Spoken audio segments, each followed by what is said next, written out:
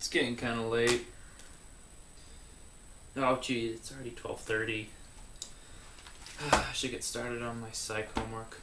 Let's see. What's the next thing we have to do? It's chapter 9. That's ANOVAs. That was a class I missed. Great. Let's see. I could work on it after a nap. There are 3 populations. Population 1 is secure attachment style. Population 2 is avoidant attachment style. Population 3 is anxious ambivalent attachment style. Now the null hypothesis is that all 3 of these populations have the same mean. The research hypothesis is that all 3 of these populations' means are different. For step 2, you want to draw the comparison distribution, which is the distribution for the null hypothesis.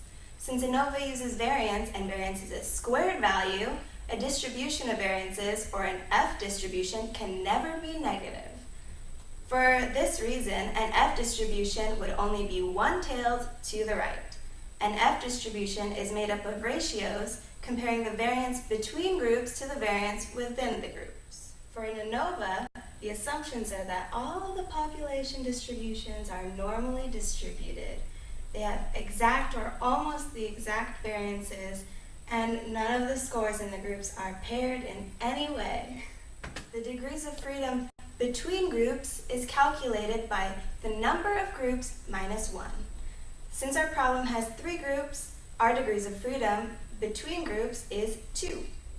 The degrees of freedom within groups is calculated by finding the total degrees of freedom. To do this, you find the number of individuals minus 1 for each group and then add them all together. Since each group in our problem has 10 individuals, the degrees of freedom is 9 for each group. Therefore, the degrees of freedom total is 27, which means our degrees of freedom within groups is 27. Now for step 3. We will determine our cutoffs on the comparison distribution. The degrees of freedom for the between groups is 2, and the within groups is 27. Referring to an F table, we will use the degrees of freedom to determine our cutoff at an alpha level of 0.05, which shows us that the cutoff is at 3.36. And now for step 4. First, we fill in the degrees of freedom from step 2. Step 2. Next, we find the sum of squares for the between value. After that, we find the sum of squares for the within value. The sum of squares for between is the sum of the mean minus the grand mean squared. The sum of squares for within is the sum of x minus the mean squared. The sum of squares for between is 2.41. The sum of squares for within is 10.05.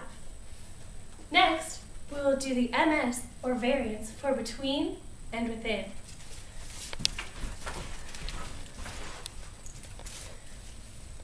The MS for between is sum of squares between over degrees of freedom between times the number. The MS within is the sum of squares within over the degrees of freedom within.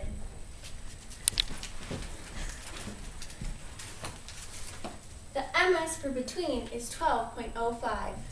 The MS for within is 3.35. Next, we'll find the F value. F is calculated by doing the MS between over the MS within.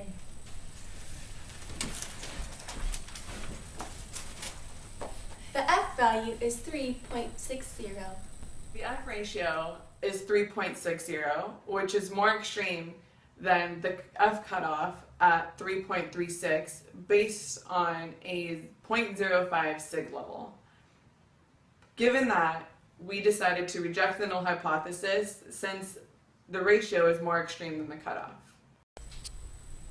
Since we're doing multiple comparisons which would increase our alpha level, we would use Bonferroni's procedure to counteract that.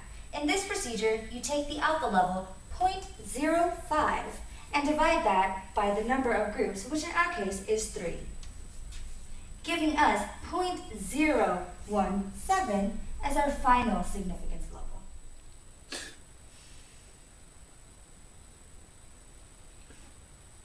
level. Well, if I'm gonna have a nightmare about statistics, at least it'll have girls in it. Let's see. What was that again? Population 1 is